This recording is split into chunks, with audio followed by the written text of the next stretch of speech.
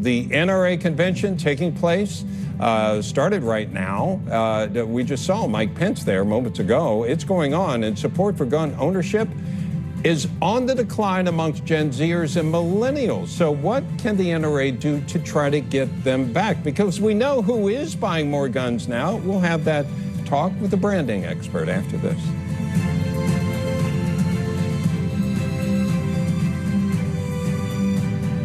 Meanwhile, branding advisor to CEOs and author of Rebrand, the keystone of corporate agility, Marc Rudov joins us.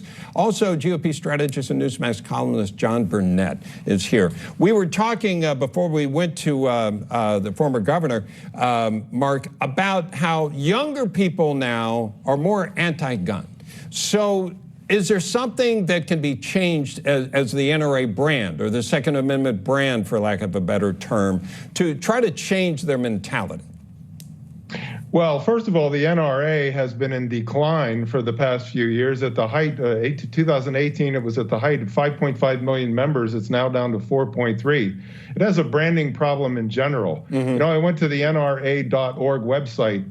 I can't figure out what the NRA is all about, and there's no mention of the annual event in Indianapolis right now. I went to that website, NRAAM.org, to figure out what is the theme of this annual meeting.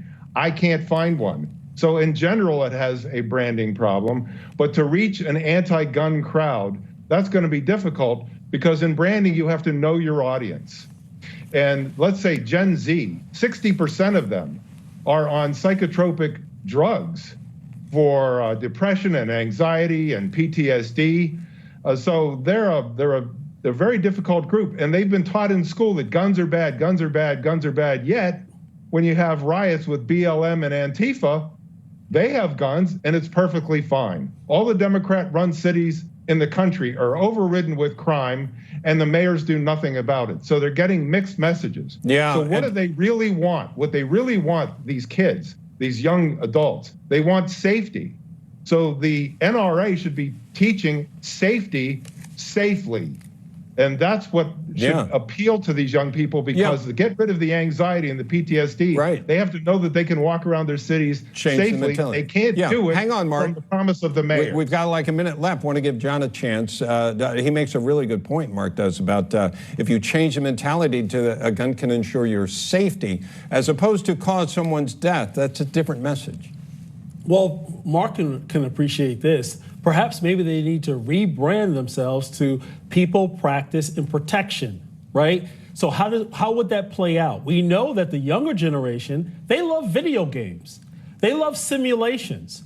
Maybe actually create an app or online model, right? Sort of like similar to gaming, where you're not out actually shooting people, but you're target practicing, right? And have it maybe be competitive, where you can actually play friends. Some might object to that idea, but the thing is, you're going to take heat and ridicule anyway, so why not make it part of younger culture, while at the same time, you're actually promoting the safe use of guns? Marc, final thought. We've got about 20 seconds. With all due respect, John, I don't think that's going to work. That's an indirect approach. And these people have to be grabbed in their guts, and they have to be told, if you don't, because all the school shootings are in gun-free zones. They have to be taught that if you don't arm yourself, and if you don't keep yourself safe, you don't learn how to defend yourself, you're in danger. But that's exactly, we're actually agreeing, because the app, again, people, practice, as well as protection, is actually supporting what you're saying, Marc. So we actually agree. Okay, we're going to have to leave it there either way, gentlemen, because we've had a good bit of breaking news this hour. Marc Rudov, John Burnett.